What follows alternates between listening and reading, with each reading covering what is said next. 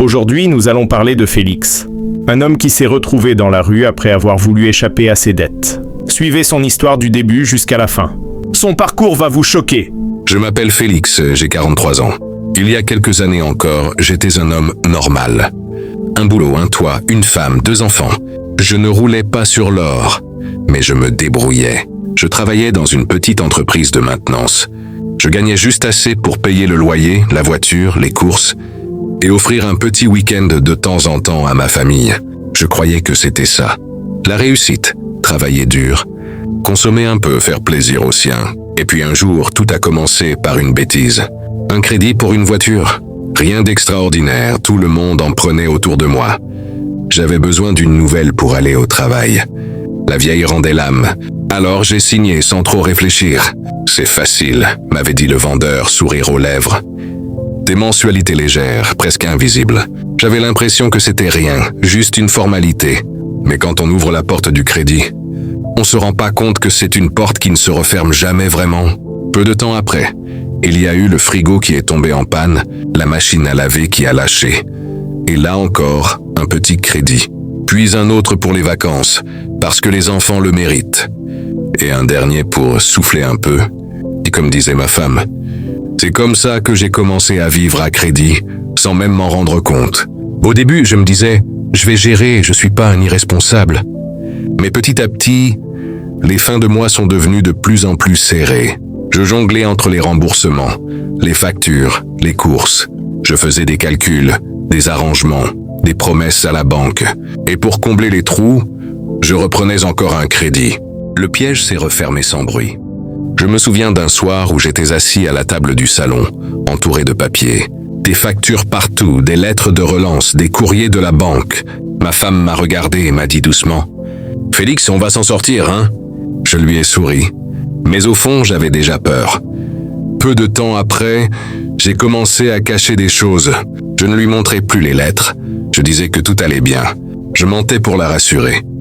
Mais aussi pour me rassurer moi-même. Puis un jour, tout a basculé. Un retard de paiement, puis 2.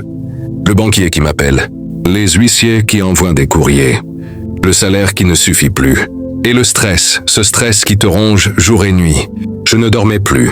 Je pensais chiffres, dettes, échéances. Ma tête était pleine de bruit, de calculs, d'angoisse.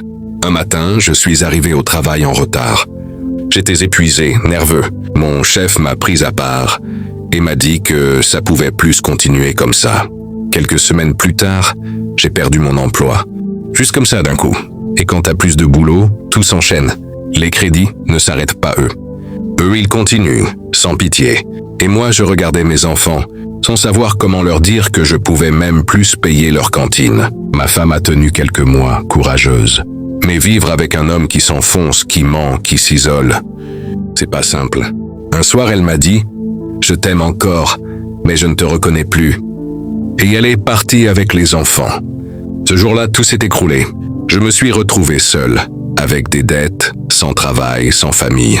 Je pensais que j'allais rebondir, que c'était qu'une mauvaise passe. Mais non, plus tu t'enfonces dans les dettes, plus tu t'éloignes des autres.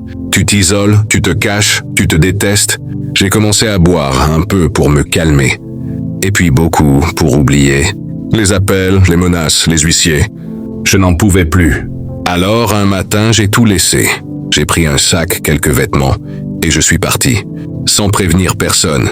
Je me suis dit, je vais disparaître, tout recommencer ailleurs. Mais ce que je ne savais pas, c'est que la rue, c'est pas un nouveau départ.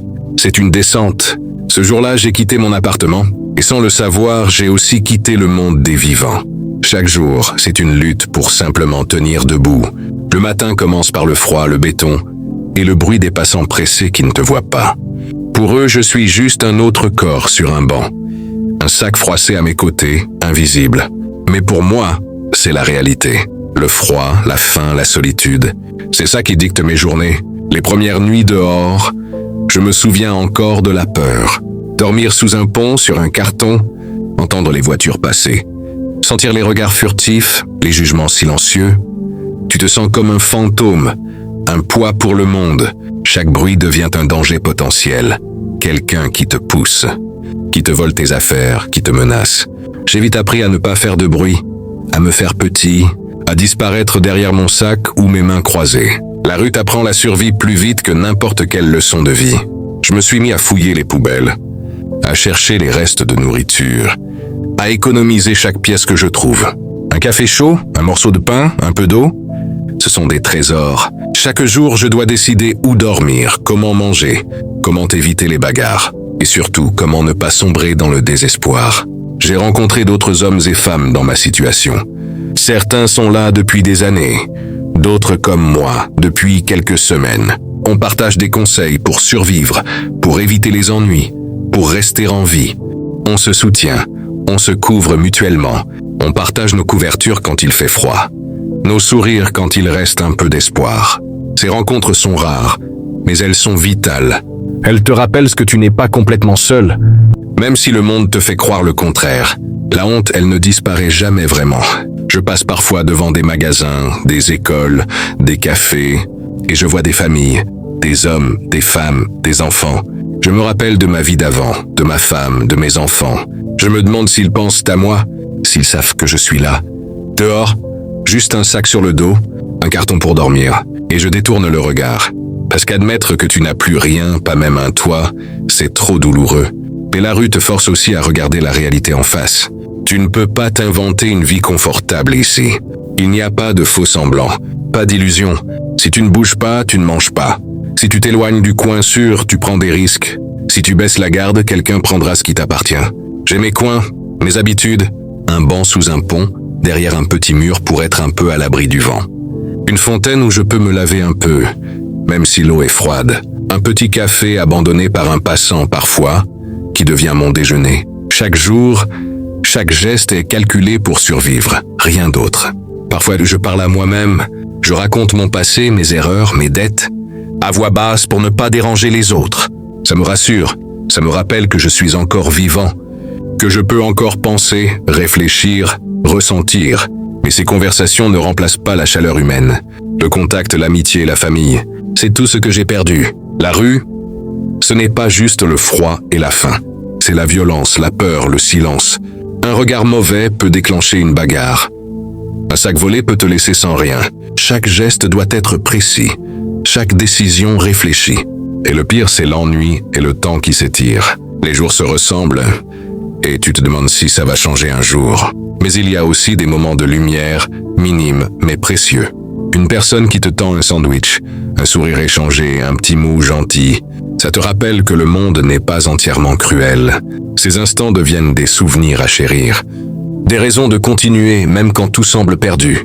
Je rencontre des gens qui jugent, qui fuient, qui haussent les épaules. Mais certains nous regardent avec curiosité, parfois avec compassion. Ils demandent ton nom, comment tu t'appelles. Moi, je dis Félix. Juste mon prénom, parce que c'est tout ce qu'il me reste parfois. Un nom, un souvenir de mon identité.